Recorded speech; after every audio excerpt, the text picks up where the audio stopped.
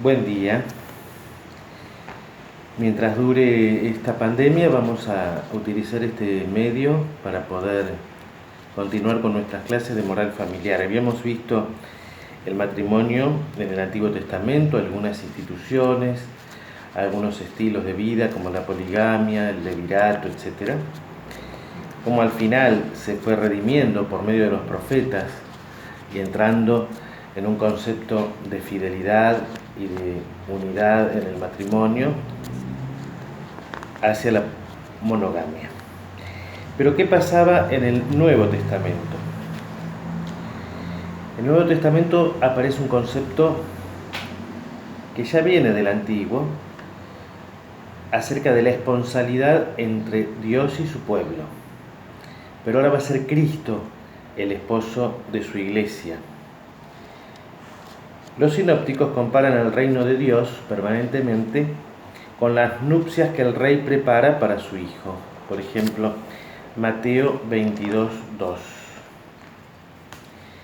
El rey es Dios, el Hijo Cristo. La boda es la unión del Verbo con la humanidad que lo hace por amor y el matrimonio indisoluble. Es una alianza. El banquete del reino es la Eucaristía. La voluntad de Dios es que todos participen de esas bodas. Luego se nos habla de los sirvientes que deben salir a invitar a todos a la boda y de la inasistencia de parte de algunos invitados. Entonces el reino como una boda, Dios es el rey, su hijo es el esposo, e invitan a participar del banquete, que es la Eucaristía, a todos. Algunos participan y los que habían sido especialmente invitados, como en este caso el pueblo de Israel, lo rechaza y no va.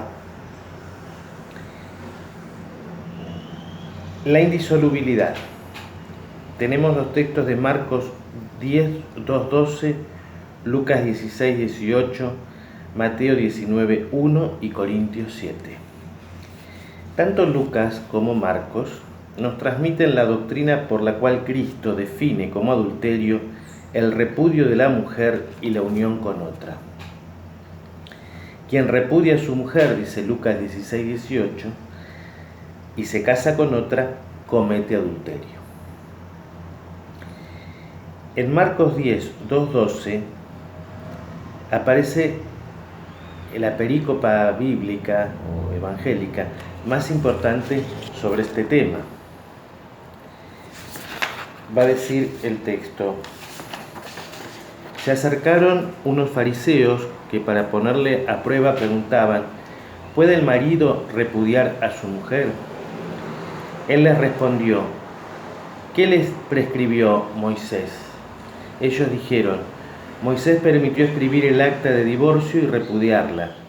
Jesús les dijo: teniendo en cuenta la dureza de vuestro corazón, escribió para ustedes este precepto. Pero desde el comienzo de la creación, Él los hizo varón y mujer. Por eso dejará el hombre a su padre y a su madre, y los dos se harán una sola carne. De manera que ya no son dos, sino una sola carne. Pues bien, lo que Dios unió, no lo separe el hombre. Y ya en casa los discípulos le volvían a preguntar sobre esto. Él les dijo: quien repudia a su mujer y se case con otra, comete adulterio contra aquella. Y si ella repudia a su marido y se casa con otro, también comete adulterio. ¿Se acuerdan que habíamos hablado del libelo de repudio, que era una concesión precaria, como un divorcio, pero Jesús lo atribuye a la dureza del corazón del hombre? Al principio no fue así. El varón y la mujer los hizo Dios y constituyen entre ambos una unión más íntima e inseparable que la que se tiene con los padres. Ya no son dos, sino una sola carne. Los discípulos se muestran sorprendidos por esta enseñanza de Jesús, lo cual significa que llegaron a comprenderla. ¿Por qué digo esto? Pensemos que a nosotros el mensaje de Cristo nos llega a través de los discípulos de Jesús, a través de la iglesia. Por eso es importante que hayan comprendido cuál es el mensaje de Jesús. Los discípulos entonces comprenden, y vamos a ver ahora algo que vamos a llamar el permisivismo de Mateo, un tema complicado que está en Mateo 19:9 y 5:32. Si bien la doctrina de Mateo coincide con la de los otros evangelistas, los textos mencionados parecen insinuar alguna excepción en el tema de la indisolubilidad. En Mateo 19:9 dice: ahora bien, yo les digo que quien repudia a su mujer no por fornicación y se case con otra, comete adulterio.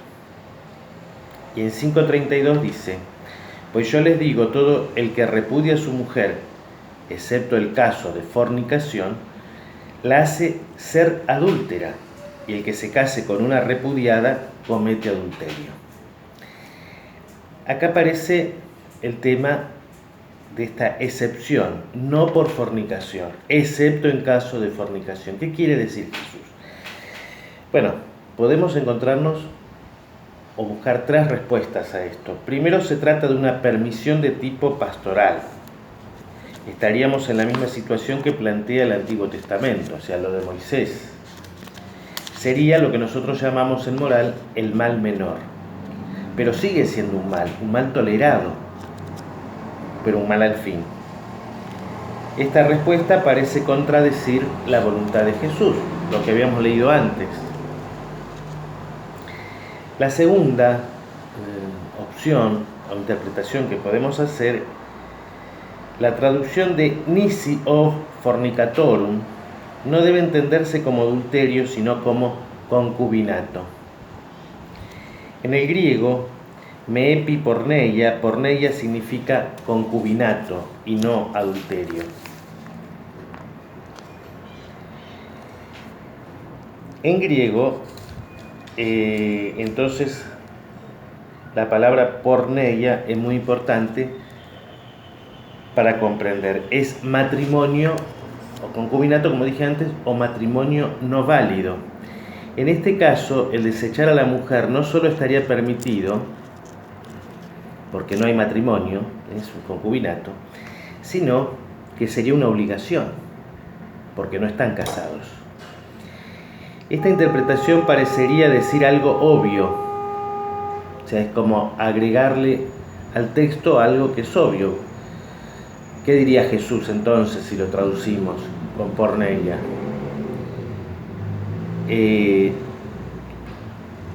el adulterio está prohibido salvo en caso de fornicación, o sea, de adulterio, de porneia, de matrimonio no válido. Pero es una contradicción, sí, más vale, se entiende que si no hay matrimonio no puede haber adulterio. Tercero, la Iglesia siempre interpretó este texto de Mateo como concubinato, y es impensable dentro del concepto católico de magisterio admitir que la Iglesia se equivoca en la interpretación del Evangelio. Acá ya entramos en un argumento de autoridad. Entonces nos quedaríamos con la segunda opción. Aunque parece que está de más decirlo, Jesús diría, bueno, salvo en esos casos que parece un matrimonio, en los demás, donde hay realmente un matrimonio, no puede haber adulterio. En este contexto debemos aclarar que algunas de las iglesias separadas interpretan este texto de Mateo en el sentido divorcista, es decir, llegan a aceptar un divorcio y posterior casamiento. Incluso algunas iglesias orientales también lo hacen, iglesias ortodoxas, permiten un segundo matrimonio a pesar de que haya un divorcio previo. San Pablo se refiere al matrimonio como don y carisma de Dios. Es algo sagrado, es una vocación. Bueno, a ver si el señor que está cortando el pasto nos deja seguir. Seguimos. Están cortando el pasto en la plaza, por ahí escuchan algo. ¿Qué nos dice San Pablo en Corintios 7:1 y hasta el 17? ¿Cuáles son los deberes conyugales? Ahora, dice San Pablo, responderé a lo que ustedes me han preguntado por escrito. Es bueno para el hombre abstenerse de la mujer. Sin embargo, por el peligro de incontinencia, que cada hombre tenga su propia esposa y cada mujer su propio marido. Que el marido cumpla los deberes conyugales con su esposa, de la misma manera la esposa con su marido. La mujer no es dueña de su cuerpo, sino del marido. Tampoco el marido es dueño de su cuerpo, sino la mujer. No se nieguen el uno al otro, a no ser de común acuerdo y por algún tiempo, a fin de poder dedicarse con más intensidad a la oración. Después vuelvan a vivir como antes, para que Satanás no se aproveche de la incontinencia de ustedes y los tiente. Esto es lo que digo. Es una concesión y no una orden. Mi deseo es que todo el mundo sea como yo, pero como cada uno recibe del Señor su don particular, para unos es esto, para otros es aquello. Y a los solteros y a las viudas les aconsejo que permanezcan como yo. Pero si no pueden contenerse, que se casen. Es preferible casarse que arder en malos deseos. A los casados, en cambio, les ordeno, y esto no es mandamiento mío, sino del Señor, que la esposa no se separe de su marido. Si se separa, que no vuelva a casarse, o que se reconcilie con su esposo, y que tampoco el marido abandone a su mujer. Creo que este es el punto central, ¿no es cierto? O sea, San Pablo recomienda no casarse, si no pueden contenerse, que se case, pero ahora reafirma el tema de la indisolubilidad. En cuanto a las otras preguntas, les digo yo, no el Señor. Esto San Pablo, el versículo 10 y 11, él dice, esto es del Señor. Ahora no. Ahora lo que les voy a decir es una opinión mía, dice San Pablo. Si un hombre creyente tiene una esposa que no cree, pero ella está dispuesta a convivir con él, que no la abandone. Y si una mujer se encuentra en la misma condición, que tampoco se separe de su esposo. Porque el marido que no tiene fe es santificado por su mujer, y la mujer que no tiene fe es santificada por el marido creyente. Si no fuera así, los hijos de ustedes serían impuros, en cambio están santificados.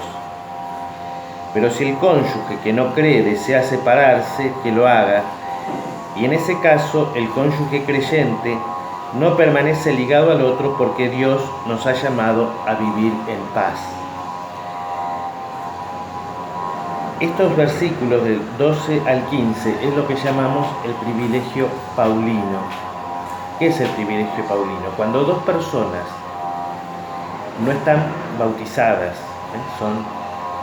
pero sí se casaron y por lo tanto hay un matrimonio válido porque es un matrimonio natural.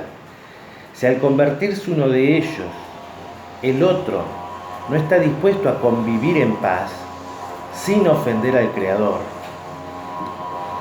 puede disolverse ese matrimonio natural. Eso es potestad del Papa, ¿no es cierto? Lo hace el Papa. Puede disolverse ese matrimonio natural y el cristiano, el que se hizo bautizar, volver a casarse con otra persona. Después de todo, ¿qué sabes tú que es la esposa, si podrás o no salvar a tu marido, y tu marido si podrás salvar a tu mujer? Fuera de este caso, que cada uno siga viviendo en la condición que el Señor le asignó y en la que se encontraba cuando fue llamado. Esto es lo que prescribo en todas las iglesias.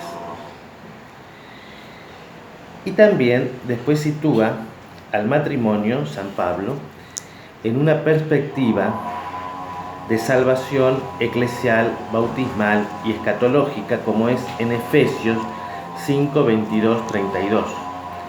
Las casadas estén sujetas a sus propios maridos como el Señor, porque el marido es cabeza de la mujer, así como Cristo es cabeza de la iglesia, la cual es su cuerpo y Él es su Salvador. Estas normas de San Pablo, que nos pueden parecer un poco viejas y, como dirían hoy algunos, demasiado patriarcales, o machistas. No hay que enfocarlas desde el punto de vista del matrimonio, sino desde el punto de vista de la relación de Cristo, esposo, como habíamos dicho antes, y de la Iglesia, esposa. Esto le da sentido. Cristo es cabeza de la Iglesia, el esposo, la Iglesia es la esposa. Así que como la Iglesia está sujeta a Cristo, así también las casadas lo estén a sus maridos en todo. Maridos, amen a sus mujeres, así como Cristo amó la Iglesia y se entregó a sí mismo por ella, para santificarla, habiéndola purificado en el lavamiento del agua por la palabra. Es una traducción un lenguaje poco usado por nosotros. A fin de presentársela a sí mismo, una iglesia gloriosa, que no tuviese mancha, ni arruga, ni cosa semejante, sino que fuese santa e inmaculada. Así también los maridos deben amar a sus mujeres como a sus mismos cuerpos. El que ama a su mujer, a sí mismo se ama. Porque nadie aborreció jamás a su propia carne, sino que la sustenta y la cuida, como también Cristo cuida y sustenta a la Iglesia. Porque somos miembros de su cuerpo, de su carne y de sus huesos. Por esto dejará el hombre a su padre y a su madre, y se unirá a su mujer, y los dos serán una sola carne. Grande, dices, este misterio, más digo yo, esto es respecto de Cristo y de la Iglesia. ¿Ven? Al final, el versículo 32 del capítulo 5 de la carta a los Efesios, él ubica toda esta doctrina en la relación Cristo-Iglesia y dice, esto es un gran misterio. A partir de ahí, entonces, el matrimonio va a ser considerado un sacramento. ¿Y qué es un sacramento? Un signo de la gracia de Dios. El caso del matrimonio, ¿qué significa? ¿Cuál es el signo? O mejor dicho, el signo es el matrimonio. ¿Qué significa? La unión entre Cristo y la Iglesia. En la próxima clase vamos a ver el magisterio y la tradición acerca del matrimonio. No sé si nos podremos ver personalmente o nos veremos por aquí. Cualquier duda que ustedes tengan o cualquier comentario que quieran hacer, la pueden hacer tanto en el Facebook del Instituto, donde se publique este video, en el mismo canal de YouTube, o bien pueden escribirme a juan-morre@yahoo.com.ar. Hasta la próxima clase, si Dios quiere.